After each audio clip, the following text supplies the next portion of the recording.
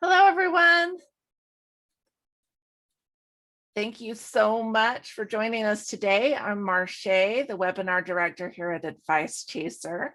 Before we introduce our guest and get started, I do need to do a bit of legal housekeeping.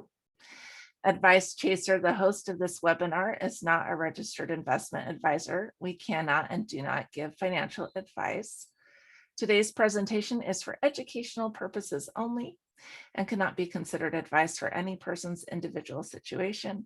Advice Chaser regularly hosts informative webinars such as this one, featuring a variety of knowledgeable professionals, many of whom are licensed advisors. Any opinions, ideas, jokes, or principles expressed by presenters are their own and however true, funny, or interesting are not endorsed by Advice Chaser.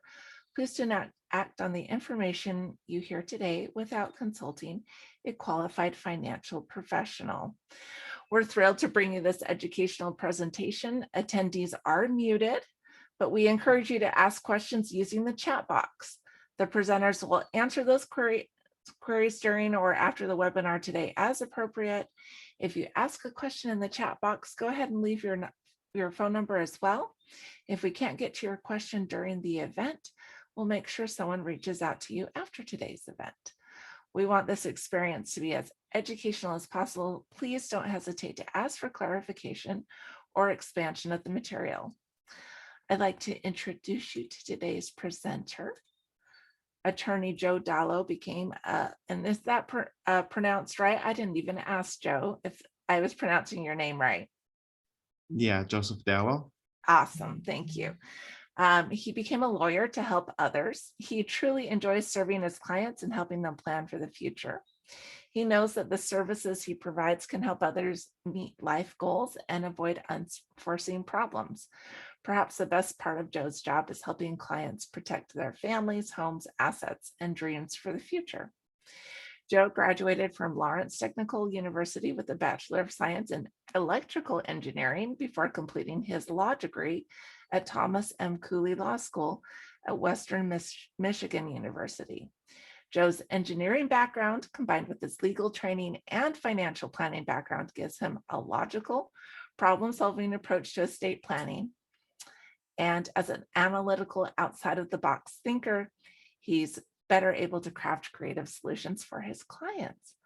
Joe is also a dedicated family man and enjoys spending time with his wife and their 3 children.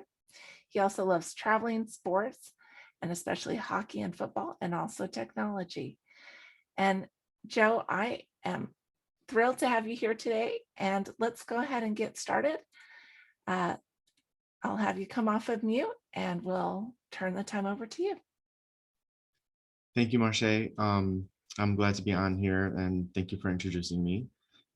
So my name is Joseph Dallow and I'm going to go over some basic estate planning tools that people can use to protect their assets, protect themselves, and then also protect their loved ones if they become incapacitated or disabled. So the information provided in this is specific to the state of Michigan, and the information provided in this webinar is for educational purposes only, and they it doesn't create an attorney-client relationship or anything like that. You still need to seek advice specific to your situation, and do not rely on this information. You need to speak to an attorney specifically.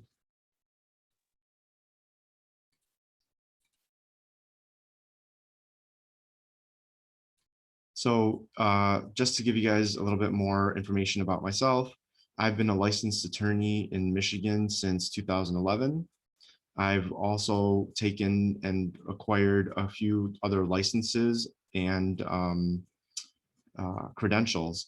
So I'm a life, accident, and health producer since 2017. I have a Series 7 and a Series 66 license that are registered with LPL Financial since 2018. That allows me to sell securities like stocks and bonds. And then I'm also designated as an accredited investment fiduciary, which is a designation for people that have met the requirements to know how to act as a fiduciary and take the best interest of the clients at hand for financials. I just want to interject here that even though that we're talking about, your clients are mostly in Michigan, the information you're going to cover is going to be general enough that it'll apply to lots of people throughout the country, correct? Yes, so the information that I'm going to give is a general background of basic estate planning tools that will give you enough knowledge to intelligently speak with an attorney regarding your estate plan, whether it's in Michigan or in another state. Thank you so much. I just wanted to clarify that for our audience. Yeah.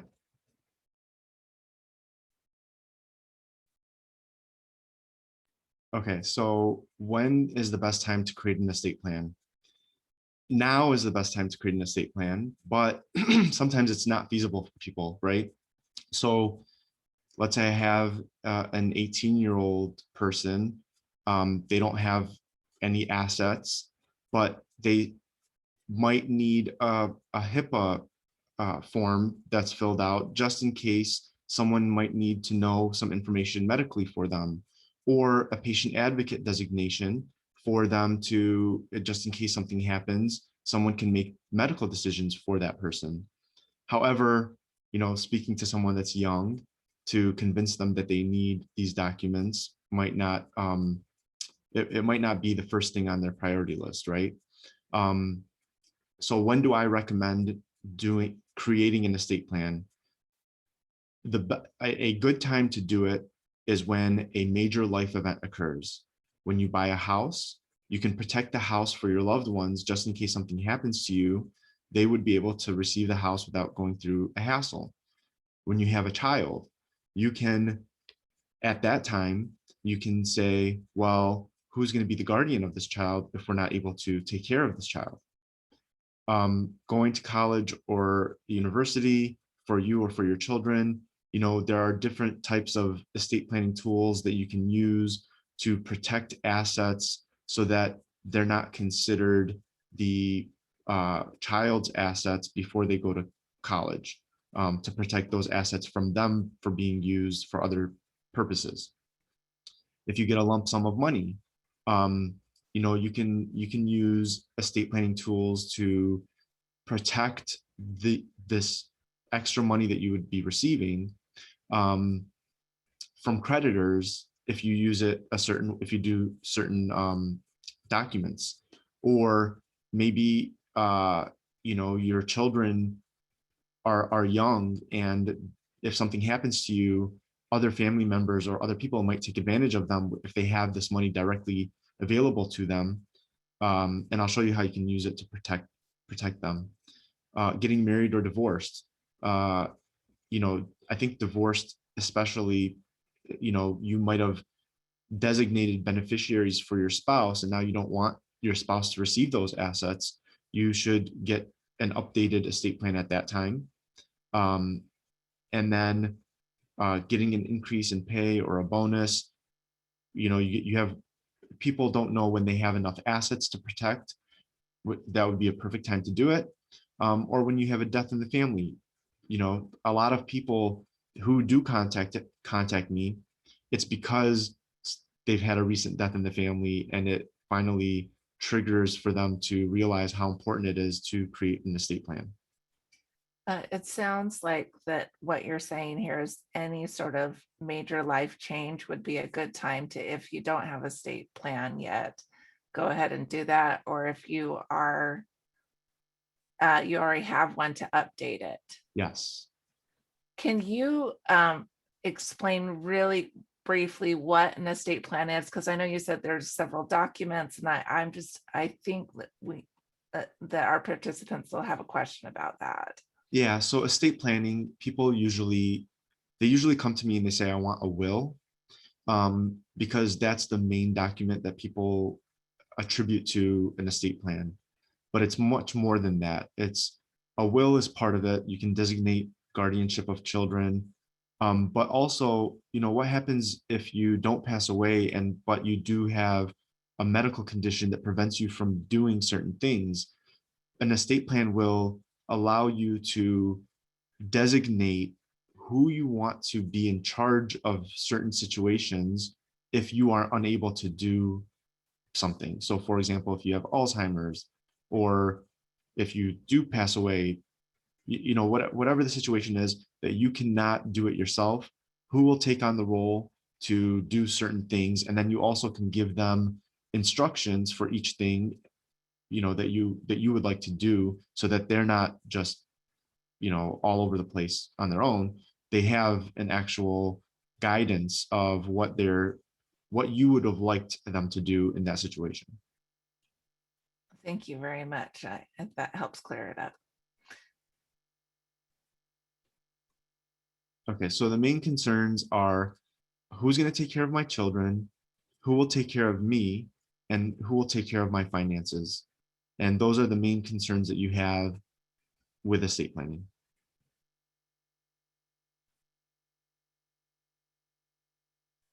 Okay, so like I said, the living will, that's what most people ask me. They call me and they ask me for a living will. That's the main document for estate planning that they reach out to me for. A living will is good as a catch-all estate plan backup document. And what I mean by that is, if you create a will and you don't do anything else, then you've outlined a few things. One of them is end of life issues. Do you want to be on life support or not? Organ donation, artificial nutrition. You can outline for your family what you would like in those situations. And then also for religious issues, do you want to be buried or cremated?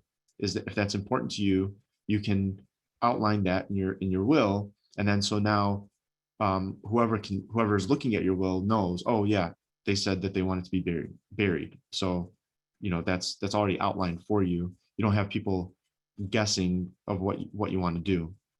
And then the other family and other issues is, who's going to take care of your children now that you have passed away, and the disbursement of your estate. Who are the beneficiaries? Who did you designate to take your assets in this situation? Those are all the pros of having a will. The one thing in Michigan especially is that a will still needs to go to probate court. So if you only have a will, your family will still have to go through probate court to validate the will, and then they're going to pay fees for probate, and then it takes a long time. Especially now, we've gone through this period of everything being closed for COVID situations. It's been delaying and dragging out court processes, and so it might take 6 months to 2 years if there's contested wills and stuff like that, where people are disagreeing on whether or not the will is valid, or in other situations. These can be prevented by using other estate planning documents. All right, we did have a question here. They asked, what is the difference between a regular will and a living will? I've never heard that there's two different types. Yeah, so that's just another term for it. There is another type of will. It's called a pour over will. And so a pour over will is tied to a trust, a living trust, that I am going to talk to you guys about in another slide. And the living will, it could be your last will and testament. There are other names for different types that can be created different ways, but for the purposes of this, this gives you the general outline of what the purpose of having a will would be. All right, so they're essentially the same thing. It's Yes. just a different term. All right. Okay, so healthcare powers of attorney. So this is managing non-end of life healthcare decisions. So, do you want to live in a home and or live into your home? So I received a question. I'm not sure if you see it, Marche, or not, or if it was directed to me. Yeah, I'll leave that until that comes to the point Okay. Okay, sounds good. in the presentation where it matters. Okay. Okay, so with healthcare powers of attorney, this is on, let's say you develop a condition where you cannot take care of yourself, but you have not passed away, obviously. Um, pain management, remaining in your home, preserving the health and well-being of the person. You're going to have a patient advocate that is going to be designated to find the right location, whether it's an assisted living or a nursing home, or whether or not they're going to bring a nurse to your house to take care of you. And this is all outlined of what you would like to happen, or you just choose a person that you feel comfortable making those decisions for you. And so the healthcare power of attorney is important because I've had cases where people do not have this document created, and then a family member develops a condition where they cannot choose who they want to make that decision for them.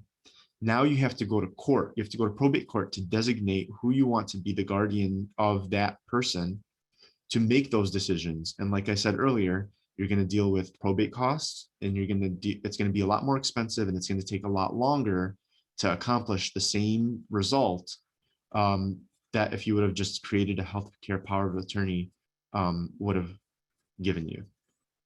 All right, so this is one of the other documents you're talking about in your general estate plan. Yes. Okay. So we're moving on to another document. Yes. So financial powers of attorney. So this is the another power of attorney, but this is strictly for financials. Let's say you develop another condition and you are unable to pay your bills or write checks, go to financial institutions to make deposits. This person will have a list of powers that they can do for financials, and it will allow them to make payments for you or just act like you in general as in your financial capacity. This is a very important tool in certain circumstances in Michigan. If you have a financial power of attorney, it allows your family to preserve a lot of your assets to be able to qualify for government assistance if you otherwise would not have been able to do so in certain circumstances. So although people don't think about it, this is a very important part of the estate plan because it allows someone else to move your assets around for you to preserve those assets if you needed to. I hadn't even thought about that, but I guess it could be in other situations too, in case of emergencies and in case of, right. Let's say you're traveling, something like that. Yes. Yep. Okay, life insurance concerns. So let's say you have life insurance, but you don't have an estate plan. Minors will not receive the life insurance proceeds directly. Your estate will have to go through probate to determine who's going to be the guardian of these children. And you might have a predator. And what I mean by predator is someone in your family that looks to be good on paper to be the guardian of the children, get in that role because they can claim, well, I'm the closest, I'm the uncle, I'm the aunt, I'm the best one for, to take care of the kids. And they could become in a situation where they could take advantage of that role because you did not select who you wanted to be in that role before you passed away. So that's one thing. Another thing is, as soon as your beneficiaries turn 18 years old, they will have access to the full amount of money. So if you have a life insurance policy or if you have assets or anything that's worth, let's say, $1 million and you have an 18-year-old, they would receive that $1 million. And the statistics are very high that within 9 months, that money is going to be gone. Doesn't matter how much money that they receive. And it's probably not going to be used for something beneficial. So that's a big consideration. With an estate plan, you can choose how you want your money to be distributed to your children when they become of age. So you can say at 18 they get 10%, and at they'll get 20% at age 25, and they get the rest at 35, or however you would like to set it up. You can also give instructions to the trustee, if you create a trust, to be conservative with the money so that they would only spend it for necessities, housing, clothing, bills for heat and electricity, stuff like that, where they're not just recklessly using all this money. On the flip side, if you have an estate plan and you don't have life insurance, your assets are going to go directly to your beneficiaries without having to go to probate, but your beneficiaries will have to pay off the creditors. So what does that mean? If you create an estate plan, your home will go directly to your beneficiaries. But if there's a mortgage on the home, that creditor will need to get paid off so that they can not foreclose on the home. Well, if you don't have assets to pay for that mortgage, the beneficiaries will either have to find a way to pay for it themselves, or they would lose their assets, that they would not be able to acquire that home. And then like I said, if the beneficiaries do not have any money, if they're not able to qualify for a mortgage to reimburse the creditor, again, the house will be taken away. So, life insurance is a good tool to combine with estate planning so that your family does have enough money available to pay off creditors when something happens to you. And so I'm assuming that this is something that you talk about when you develop an estate plan. It's like, okay, what's going to happen if this happens? And you go through different scenarios like this. Yeah, so I do holistic planning. So I go through all of the different areas that touch along the estate planning guidelines. And so I just ask, I say, hey, do you have life insurance? And if they do, great. And if they don't, then I say, I would recommend having some to protect, your assets for your family. All right, let's move on. I know that we had a question about asset protection trust. I'm assuming we're going to be getting to trusts. Yeah. So there are a few different types of trusts. However, 95% or more of the trusts are going to be inter vivos revocable trust, which is just a living revocable trust. And this is a trust that you can put your assets into and take your assets out of whenever you would like. And you have to think of a trust, think of it like a pot that you put stuff in, and you're holding this pot for a beneficiary. The beneficiary could be your children or whoever you designate. And whatever you put in there is protected for that beneficiary, but it's not the beneficiaries until you pass away. If it's not inside the pot, then it's not really covered by this document. So you have to create the document, and then you have to fund the trust. That's what we call it. So by funding the trust, that means putting your assets into the trust, and it will help. It will allow the trust to work as intended. So with a trust, like I said, you can maintain control over your property until death. So what does that mean? I have a house. I have an investment account. I have retirement accounts. I have bank accounts. I have a business. You are the owner of all of those things while you're alive.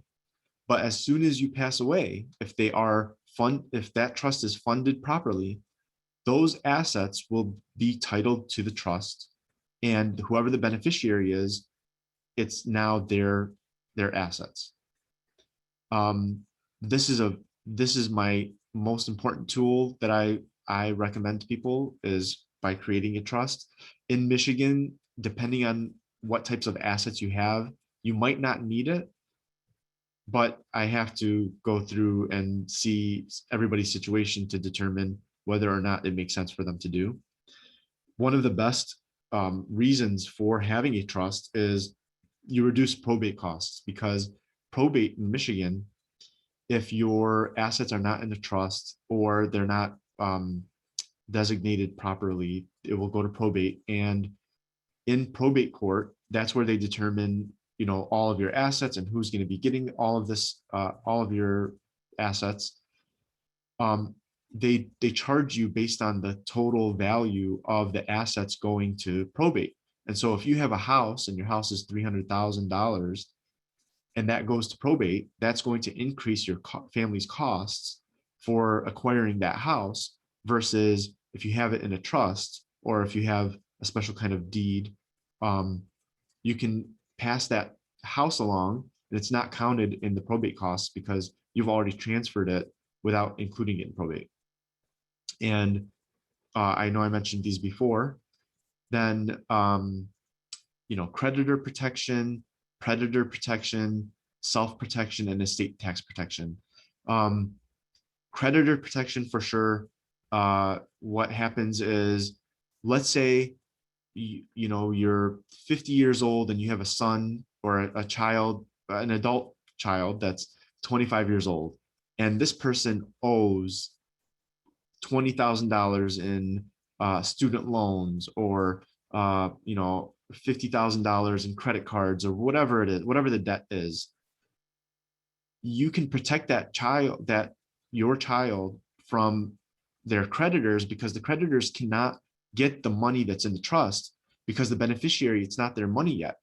So instead of giving them the money directly, if you give the money to that adult child that owes all of this money to this creditor, they're going to have to make that money available to the creditor if they file for bankruptcy or whatever. But in this way, you're holding it for them, so the creditor won't be able to reach it. Also, predator protection, like we talked about before, if there's a family member that can take advantage of this 25-year-old, the 25-year-old doesn't have access to the money directly, they won't be able to be taken advantage of. And then self-protection, that's where if you have a young person that's irresponsible with money, you're protecting them from themselves, because they probably wouldn't use the money wisely. They would waste it. And so you can prevent that from happening. Estate tax protection, it's not as common right now, especially with this type of estate planning tool that I do. Most people will not have the estate tax protection because it's currently not needed for most people. I think it's around $11 million in assets per person that you can transfer without paying estate taxes. But I don't know, I can't remember the number for sure. It's just some astronomical number that is. Yeah, most people won't need that, but for specific people who do need that, there are people that specialize in this as well. Exactly, yes. Yeah. We did have another question. I'm going to change a question a little bit so it's a little more applicable.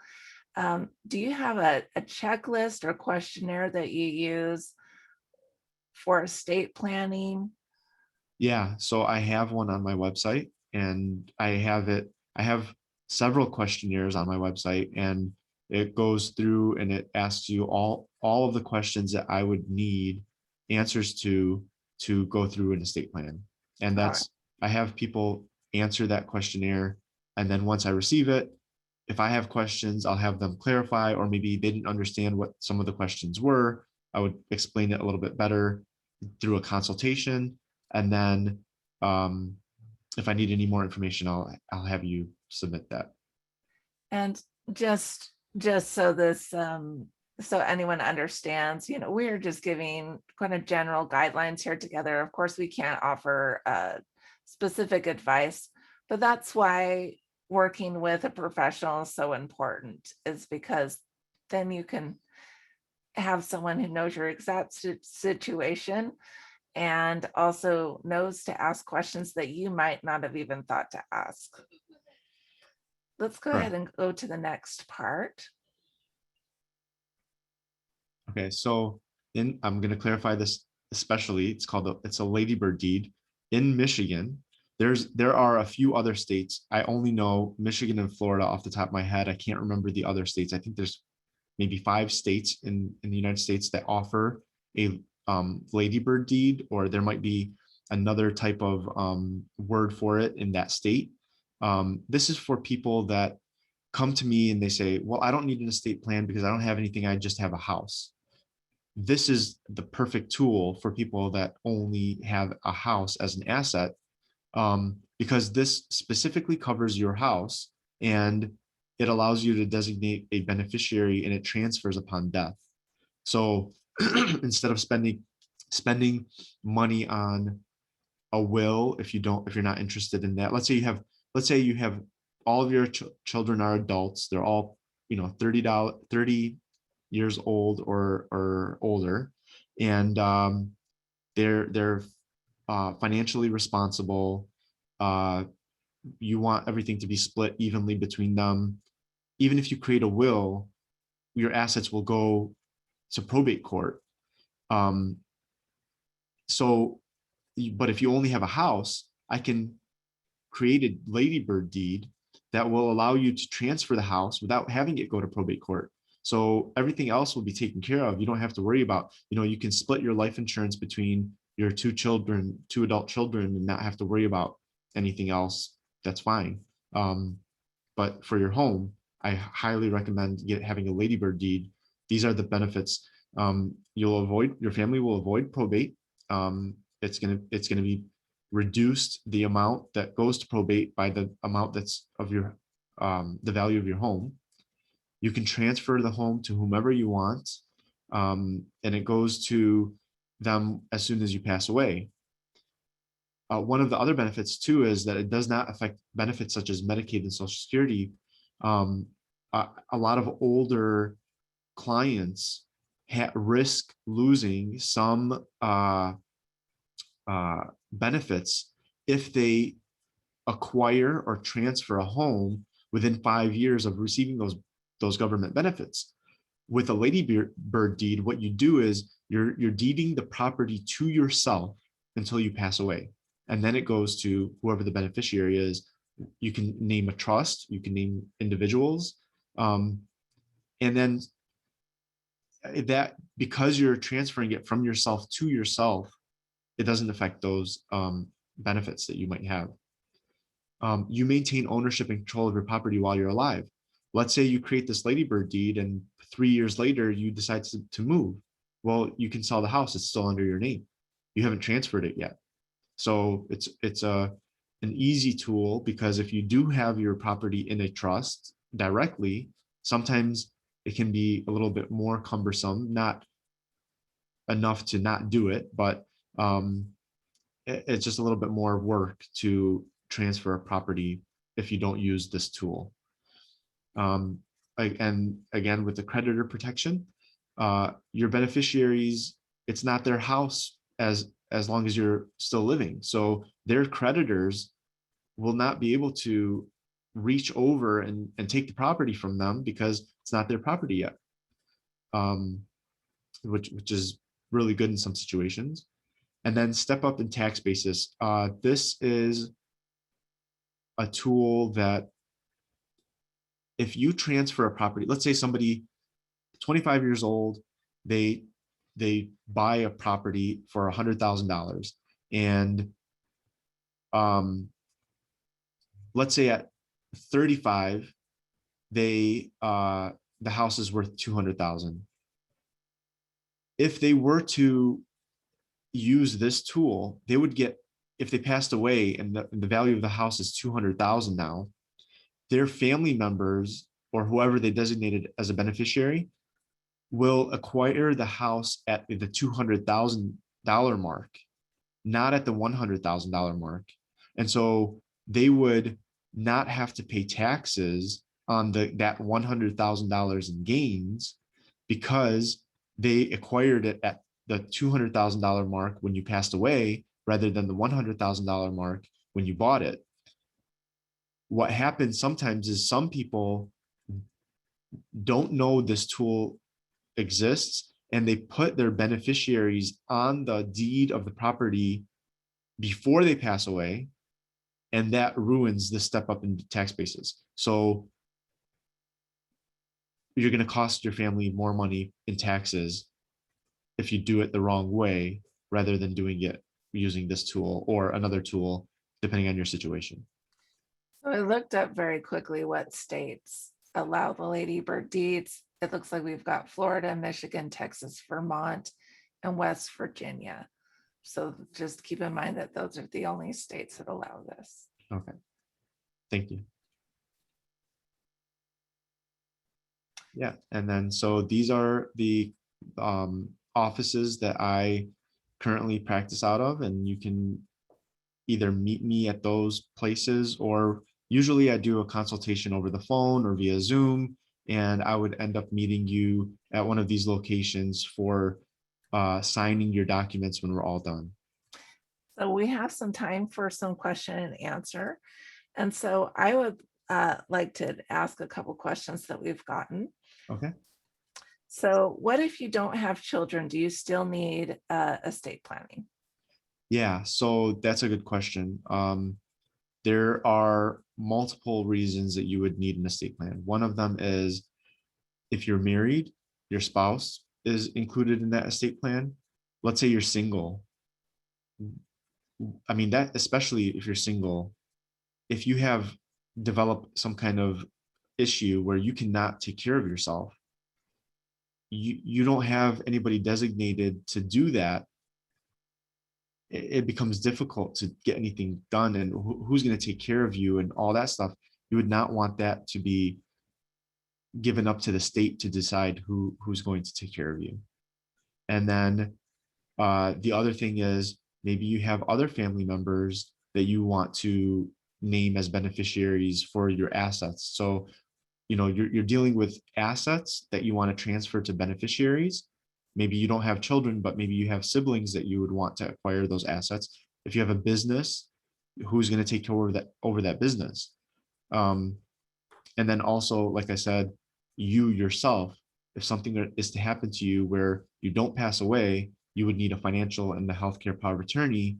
But if you don't take care of it before you develop those issues, then it becomes a lot more costly, and it takes longer to go through the process to get someone put in place for those positions.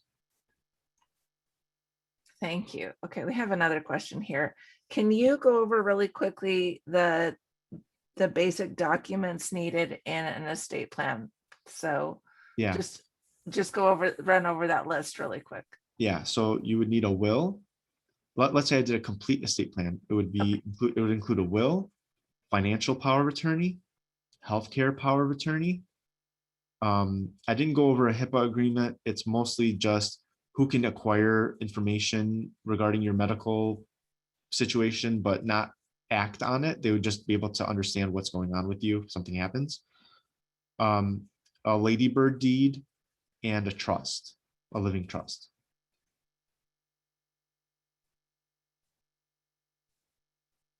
Typically, how long does it take to put together an estate plan? And I know you probably want to give a range there. Yeah.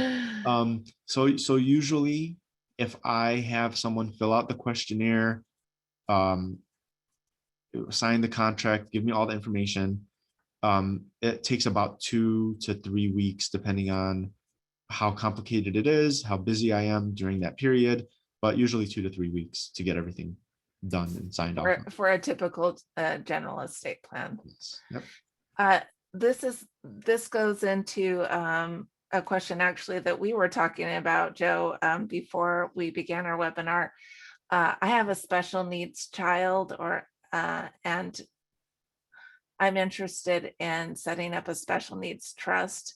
How do I know what estate planner or what kind of lawyer would be good for me? Yeah. I would look for someone that has the knowledge and the experience specifically in special needs trusts. It does make a difference because you can make one small error and it changes the outcome of what's going on. So I would highly recommend going to a specialist that specifically does special needs trusts and asks them about their experience with that, and you know, what the options are for you in your situation. Thank you. And I know that Advice Chaser has some webinars about that topic. So if any of you have that info or have that special concern, you can go ahead and look at our YouTube channel. We do have some information on that. I have one more question here that we can get to today. Can you tell us a little bit about how you would go about vetting your estate planner / lawyer, whoever's going to be doing your estate planning? How would you vet them? Yeah, so usually I would ask, how long that they've been doing this, what their experiences are. Um, Typically as a lawyer, you are acting in a fiduciary role, so it's a little bit different than the financial side, where some financial planners are fiduciaries and some are not. On the legal side, lawyers are typically acting in your best interest, but I always would recommend asking if they're a fiduciary. And then that would pretty much be it. I would look up and see if anybody else that has used this lawyer before, look up reviews, mostly on Google or something like that. But I think the experience is the main factor in my knowledge of this area. So Well, I appreciate you answering all these questions. I know that we'll be doing another webinar about another topic in the law, elder law, correct? yes, yeah, in a couple of weeks I might be doing an elder care law with a colleague of mine. So I'm looking forward to that one. Yeah, we're looking forward to that one as well. So on behalf of Advice Chaser, I want to thank you, Joe, for being with us today and for the organizations that have made this possible. We want to thank our attendees for attending. Look for an email soon with a link to the replay of this event, and you're welcome to share that replay with your friends and family. Here at Advice Chaser, we're all about helping you find a financial advisor who is a great fit for your life and your financial questions. Our matching service is free to you, and every one of our advisor partners has committed to offer a free initial consultation to anyone we introduce them to. Find out more by going to advicechaser.com and click on the link to find an advisor. Once again, from Advice Chaser, thank you so much for coming, and we will see you at another webinar soon. Bye, everyone.